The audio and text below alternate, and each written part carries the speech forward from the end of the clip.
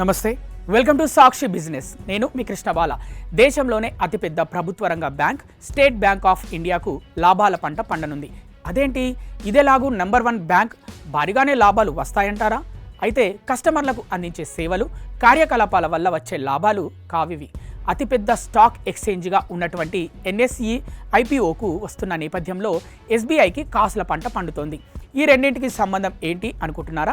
SBI వంటి పెద్ద పెద్ద ప్రభుత్వ రంగ సంస్థలు, ఇతర బ్యాంకులు, దేశీయ పెట్టుబడిదారులకు ఇతర సంస్థల్లో కూడా వాటాలుంటాయన్న సంగతి తెలిసిందే. ఇప్పుడు ఎస్బీఐకి కూడా ఎన్ఎస్ఈలో భారీగా వాటా ఉంది. ఎన్ఎస్ఈ ఇక ఐపీఓకు రాబోతున్న తరుణంలో ఎస్బీఐ అందులో వాటా విక్రయం చేపట్టనుంది. దీంతో లాభాలు రాబోతున్నాయి. ఎన్ఎస్ఈ గత బుధవారం ఎస్ఈబీఐకి ఐపీఓ కోసం ప్రాథమిక ముసాయిదా పత్రాల్ని దాఖలు చేసింది. పూర్తిగా ఆఫర్ ఫర్ సేల్ విధానంలో ఐపీఓను నిర్వహించనుంది. అంటే కొత్తగా ఫ్రెష్ ఈక్విటీ షేర్లను జారీ చేయట్లేదు. ఓఎఫ్ఎస్ అంటే సంస్థలో వాటాదారులు, షేర్ హోల్డర్లు తమ వాటాల్ని విక్రయించనున్నారన్నమాట. ఈ ఐపీఓ కోసం ఎన్ఎస్ఈలో సుమారు 6% వాటా విక్రయించనున్నట్లు తెలుస్తుండగా దాదాపు 30,000 కోట్ల వరకు నిధుల్ని సమీకరించాలన్నది లక్ష్యంగా పెట్టుకుంది. దీని ప్రకారం చూస్తే భారత్లో హ్యుందాయ్ మోటార్ ఇండియాను దాటి అతిపెద్ద ఐపీఓగా అవతరిస్తుంది.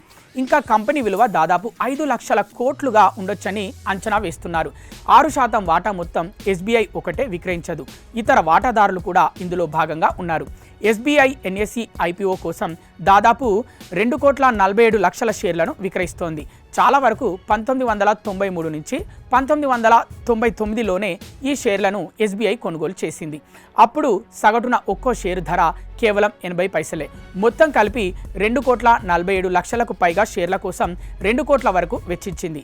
ఇక బుధవారం NSE unlisted market closing price చూస్తే ఒక్కో షేర్ ధర 2,055 వద్ద ఉంది. దీంతో ఇప్పటి ధర లెక్కన ఎస్బీఐ 2,47,00,000కు పైగా షేర్లను విక్రయిస్తే రికార్డు స్థాయిలో ఈ బ్యాంకుకు 5,806.13 కోట్లకు పైగా రానున్నట్లు చెప్పొచ్చు. పెట్టుబడి 2 కోట్లను తీసేసిన 5,000 కోట్లకు పైగానే లాభం వస్తుందన్నమాట. ఈ లెక్కన చూస్తే 2,568 రేట్ల లాభం పొందనుంది. శాతం పరంగా చూస్తే 2,56,775% ప్రాఫిట్ ఇది.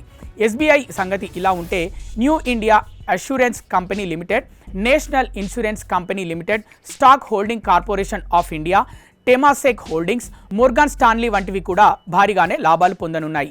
ఇవన్నీ కూడా చాలా తక్కువ ధరకే గతంలో ఎన్ఎస్ఈలో వాటాల్ని కొనుగోలు చేశాయి. సాక్షి టీవీ ప్రసారాలను నిలిపివేయడం చట్టరీత్యా నేరం. సాక్షి టీవీ ప్రసారాల కోసం మీ స్థానిక కేబుల్ ఆపరేటర్ని వెంటనే సంప్రదించండి. డిటిహెచ్లో, ఇంటర్నెట్లో కూడా సాక్షి టీవీ ప్రసారాలను వీక్షించవచ్చు.